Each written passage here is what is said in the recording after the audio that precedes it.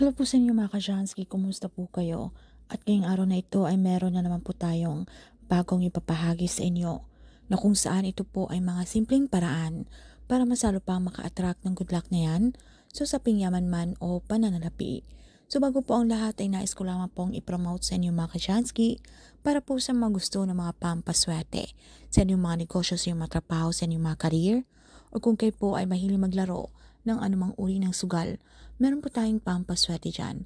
Para po sa mga interesado ay mag-PM lamang po kayo sa akin.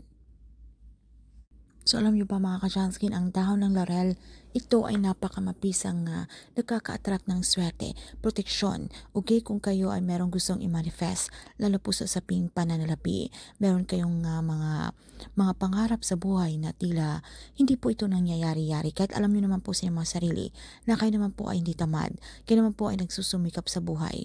Pero bakit tila kayo talang o kailap ng swerte? Kung malakas po o malaki ang paniniwala niyo sa ganitong mga ritual, subukan niyo na po dahil wala pong mawawala mga ka-Jansky kung atin po itong susubukan. Dahil ito po ay pinaparating natin sa pamamagitan po ng ritual na ito na tayo po ay ready na makareceive ng blessings na yan. Dahil deserve po natin yan. Okay, sa umaga po mga ka-Jansky between 6 to 8 a.m. Gawin nyo lang po itong ritual na ito gamit po ang 3 dahon ng laurel. Kailangan din po natin dito ng pulang panali. Maghanap lamang po tayo ng parte sa ating pamamahay na kung saan tayo po ay komportable na pwede po natin gawin ang ritual na ito na wala po mga distraction. So make sure na naka-off po ang inyong mga telebisyon, ang inyong mga radyo, nakasalin po ang inyong mga phone para po tayo po ay makapag-focus. Dahil kung tayo po ay huminto-hinto o lumingon-lingon, ay mawawalan po ng bisa yung ating ritual. So nagtataka ka na ginawa mo naman ang tama, pero bakit hindi po tumalab o nangyayari-yari, okay? So ito po ay isang naging dahilan, okay, na dapat tayo po ay talagang focus sa ating ginagawa.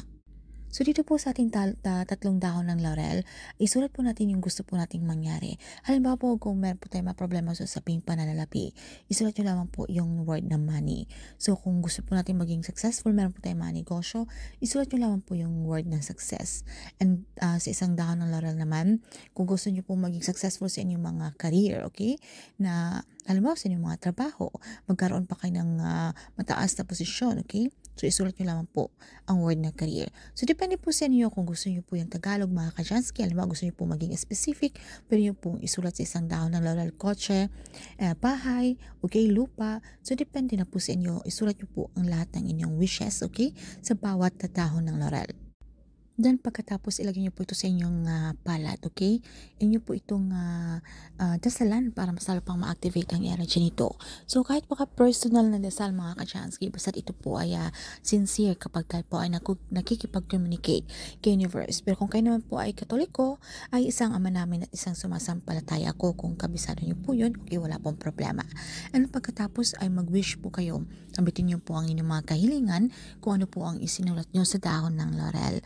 And then pagkatapos kayo po ay maging positibo, i-claim, i-affirm na po sa inyong mga sarili ang mga swerte yung darating na ito. Sabitin nyo lamang po yung ating mantra. Thank you, universe. Now I'm ready to receive the blessings. At kapag tayo po ay sumasambit po tayo ng ating mga kahilingan, huwag po tayong gumamit ng salitang sana. Okay? Iwasan po natin yan.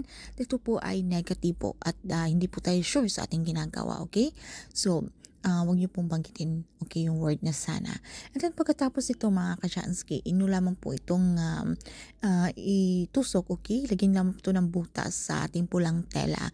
And then isabit nyo lamang po ito sa inyong mga doorknob, sa inyong mga main door o sa inyong mga front door. Dahil kung napapansin niyo na tila kabigat po ng swerte sa inyo na hindi po natin alam na meron po mga negatibong enerhiya sa ating paligid. Dahil alam niyo po na ang ating mga front door or ang ating mga pintuan, ito po ay napaka-importante dahil dito po pumapasok yung mga positive energy, yung chi energy mga ka-Jansky. So kailangan na meron po tayong pangontra yan. Dahil kung napapansin niyo kahit ano pong ating pagsusumikap, tila meron po mga hadlang, meron po mga blockages. Tila yung sa usaping pananalapi ay kabigat po at lagi na lang po tayong kapos o gipit sa pera. Ano hindi po natin alam mga ka-Jansky, meron po mga inggit, mga evil eyes sa paligid. Okay na nakikita po nila ang inyong mga potensyal, pero ayaw po nilang kayo po ay umaangat, okay? So meron pong mga black magic o mga masasamang elemento. Ito rin po yung magsisilbing proteksyon natin. So hayaan nyo lamang po itong isabit doon mga Kajansky. At kapag nangyari naman po ang inyong kahilingan, okay, halimbawa sa isang dahon ng laurel na inyong sinulat, pwede nyo na po itong sunugin yung ating isang dahon ng laurel, alright? Pwede nyo po itong sunugin at isabon nyo po sa harapan ng inyong mga front door, ng inyong mga main door.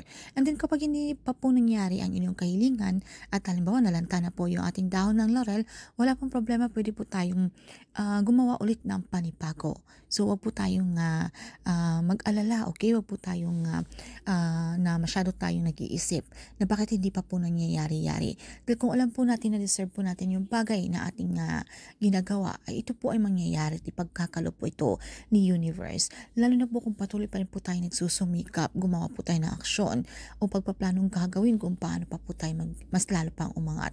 Wag po tayong tumigil, okay? Wag po tayong umupo sa isang tabi, maging tamad na lamang at tayo po ay magre-rely na lamang po sa mga pampaswerteng ito.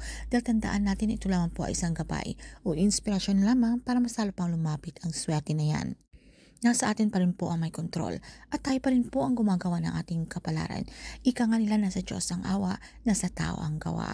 So pasasaan rin mga Kajansky, wag po tayong sumuko sa takbo o sa hamon ng ating buhay dahil tayo pa rin po ay ipagkakalooban, okay, na ito po ay mangyayari. Basta tayo po ay palakasin natin ang ating paniniwala, tayo po ay maging positibo. So yun lamang po mga Kajansky, kung meron po kayong mga katanungan o hindi man masyadong klaro sa topic na ito, ay pag-comment na lamang po sa ibaba. So yun lamang po mga Kajansky, maraming salamat and good luck and see you again on our next one.